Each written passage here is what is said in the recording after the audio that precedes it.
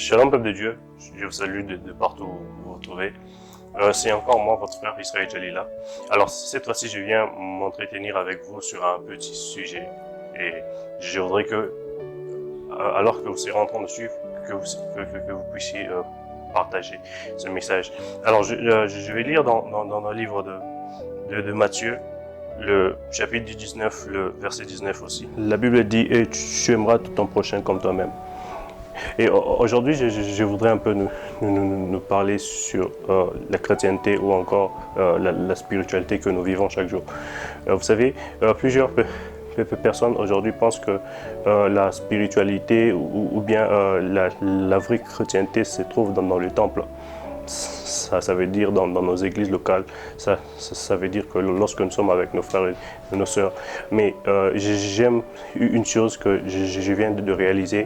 Et lorsque Jésus est en train de dire ceci, il est en train de répondre à une question. Et on est en train de demander à Jésus qu'est-ce qu'il faut faire pour hériter le royaume des cieux. Et Jésus va donner plusieurs réponses et il va dire une chose, que tu aimeras ton prochain comme tu t'aimes toi-même.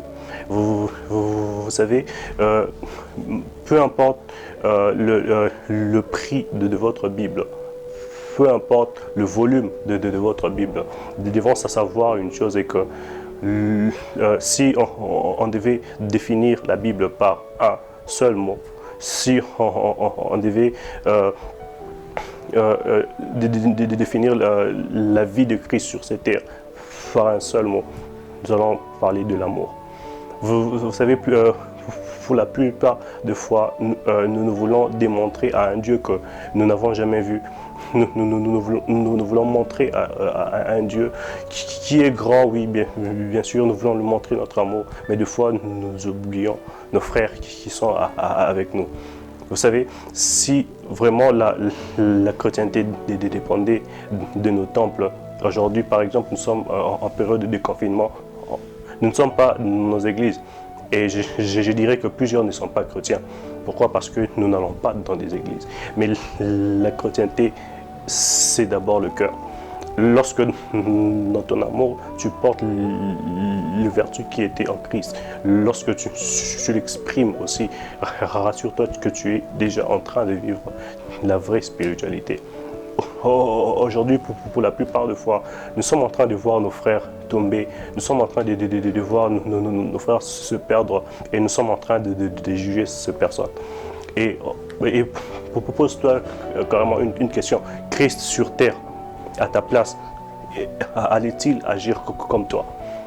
Christ sur terre dans ta famille, Christ sur terre dans ton université, dans ton milieu de travail.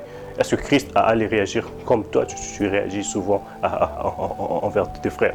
La Bible dit une chose, que plusieurs ont logé des anges sans pourtant le savoir. Pourquoi? Parce qu'ils avaient l'amour.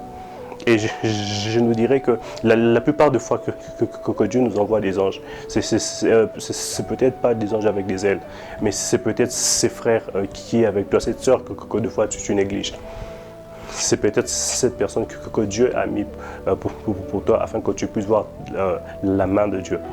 Mais deux fois, par notre orgueil, par notre religion, nous croyons que pour faire du bien à une personne, il faut avoir l'état d'âme de cette personne. Et des fois, nous oublions la vraie loi, la loi de la spiritualité, la loi de la chrétienté.